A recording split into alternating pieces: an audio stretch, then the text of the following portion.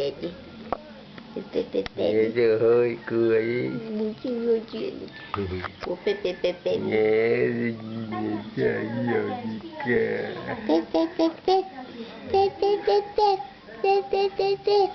cười đi nào đó, cười cho mình yêu chứ, mình cười cho mình xinh trai chứ, mình cười để cho các bác sợ chứ. Cười đi nào, bố gọi con nhỉ?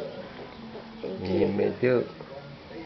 Vậy để con cười, con nhi để con cười, cho con cười, cho con cười. Tết Có hơn ạ. Tết đi. Một chẹp như gà đi. Nhanh đâu lên nè. Một tết như gà đi cho con cười. Chẹp như gà đi. Ngày hôm nay thì chị Kính Hồng cũng vui không kém gì chúng mình đâu. Được hỏi báo tặng cho một bông hoa. Chẹp. Mỗi khi nhìn thấy nó, chị sẽ nhớ ngay